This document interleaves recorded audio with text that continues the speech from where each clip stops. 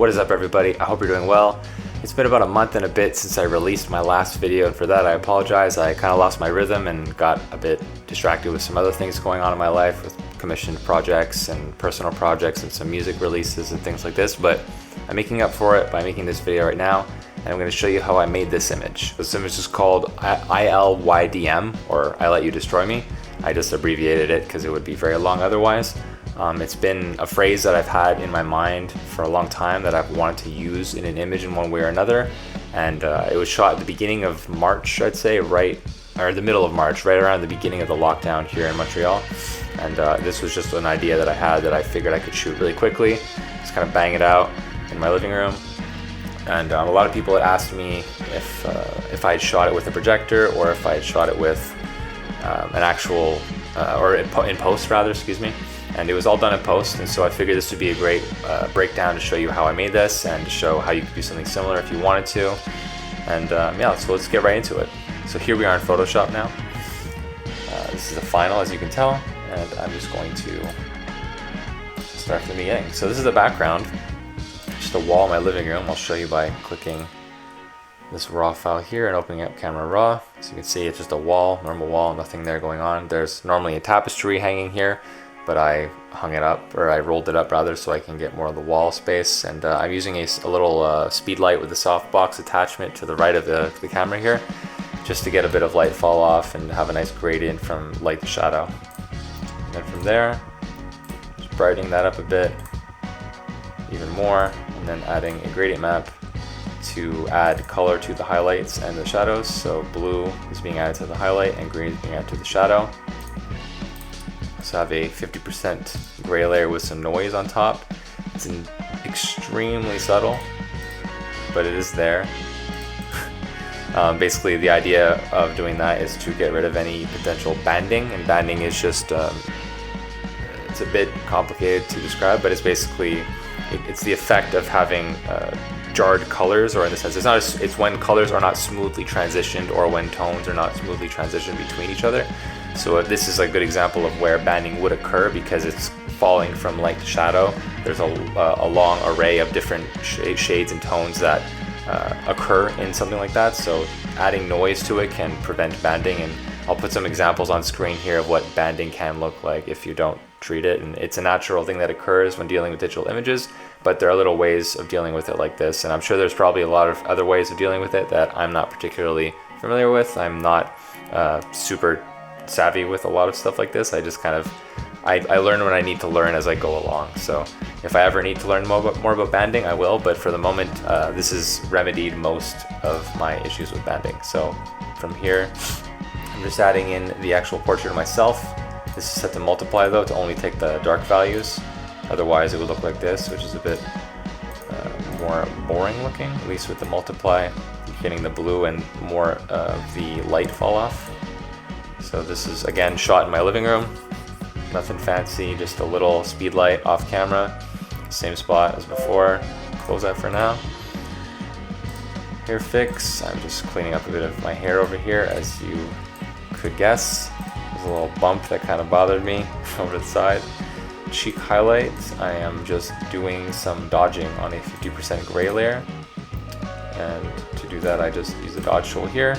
Set it to a low exposure, and I'm just basically accentuating what's already there. So there's a bit of a highlight here that I wanted to accentuate, and I did that, and then set it to soft light so the gray completely disappears but keeps the light that I've added. And people go pretty nuts with this sometimes, in the sense that you can like do digital makeup, which is really cool.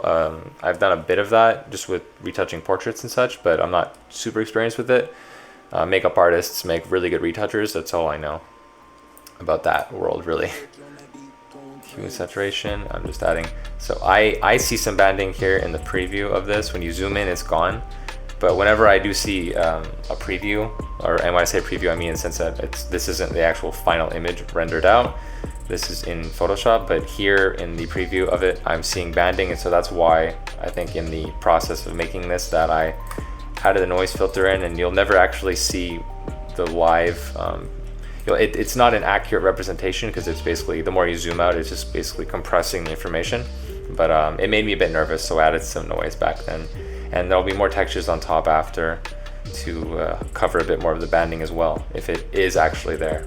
So backlight again. Now here it's even more dramatic, and from what I'm seeing, at least in OBS, my screen recording software, sometimes it doesn't show up as much, but just trust me if you don't see it, there's a lot of banding going on right here where the light is falling into shadow. And so that is just some curve layers, I believe. Yeah, just some curves layers with some masks. Without the masks, it would be a lot brighter, but again, just dealing with the fallout of shadow, the fall off, excuse me. It's pretty dramatic without this one, but I kind of wanted a bit more of the silhouette over here. And here I am actually lighting, quote unquote. I'm adding a bit of red, brighter information behind where the text will be. And to do that, I just brought in a camera raw file, or a raw file rather, from the shoot of myself. And I remember trying to shoot with a flash. You could actually see it a bit down here that there's a red light from below. It didn't really do much though, so I actually had to go in there and paint in a brighter exposure with the adjustment brush here in Camera Raw. Highly recommend. It's the same thing in Lightroom as well. Really good tool. So did that very subtly. Don't know what this is. Curves layer. Sometimes it's going through edits like this, this might be a step that makes sense further in the edit, so we'll check back with that, and if we don't, then it's probably nothing. Okay, I'm just brightening up my nostrils, it seems like. Okay, I think I remember the standing of the text was there. We'll see in a second. So this is completely artificially lit. Obviously, if the light was coming directly at me, there wouldn't be this shadow in the middle here, but it all kind of blends together once the text is there and the final edit comes together.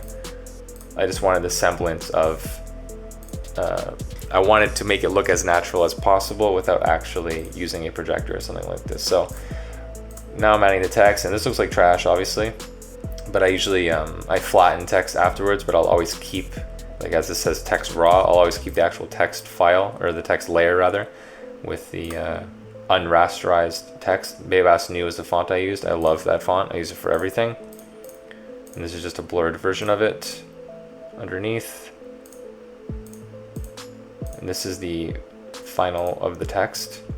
So it's basically, and it's very subtle, but I did a bit of perspective warping here as well. You can kind of see that the eye curves a bit like that, and the U as well.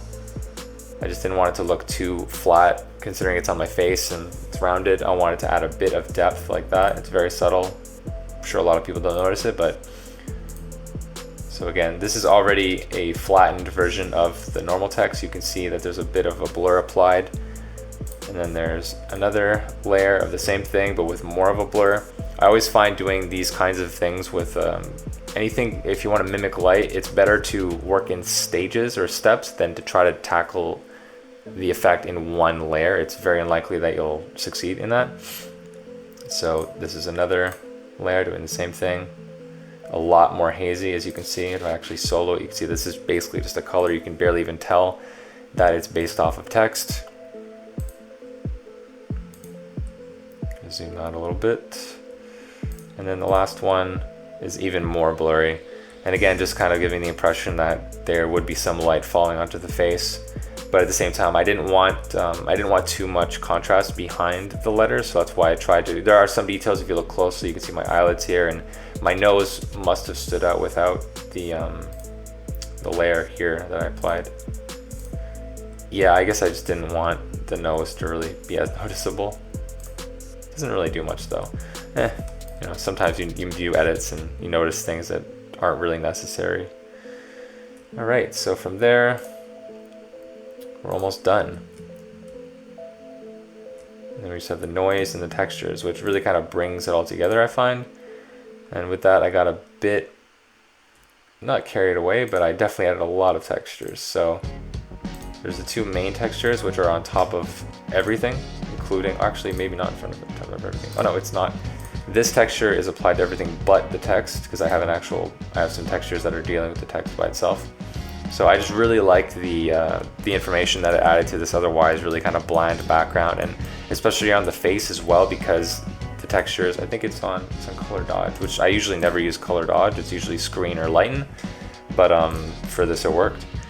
And I just really like the information here that it's applying, adding a bit of like just specks and dots around the face where the light is, and especially with the fall off from the artificial light I added, I really like how it just kind of completely disappears here and it's not uniformly applied to the entire image. And again, I think this is actually just a normal 50% gray layer. I'm gonna zoom way in and check it out.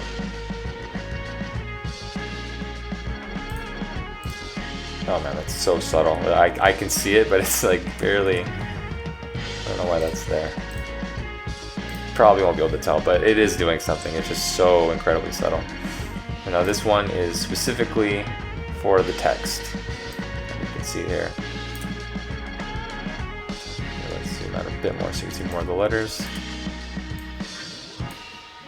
So first, we have a 50% gray layer. And these, I've basically used color range to select that area. If it loads. Oh yeah, I'm on the gray. That's not gonna work. So the way I'll often do quick selections like this, if it's not something that needs to be like perfect, I will just, oops. Like that's a fairly decent selection if I'm just applying textures, and you can refine it a bit here. And if it was something that you wanted more refined, you can just click shift to expand the selection, but for me this was perfect. So from there I added in some, I'm pretty certain this is just again another 50% gray layer with some noise added to it. Yeah, see it's adding some information there.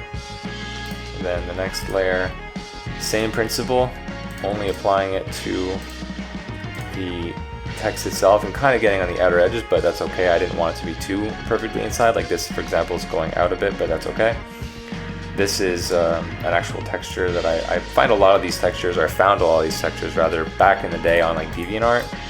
So this is a film scan. So I'll often use film scans for edits like this.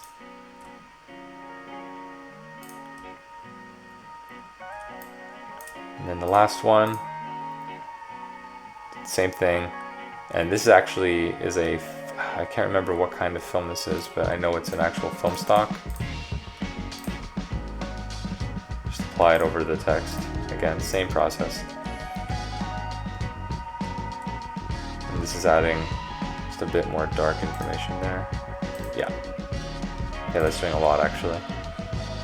It kind of bleeds in with this, but at the same time, I just like the idea of having texture dedicated to the text itself. And then from there, I just I made sure everything was centered. I always use little things like this when I'm doing edits. This is just a perfectly square gray block that I'll often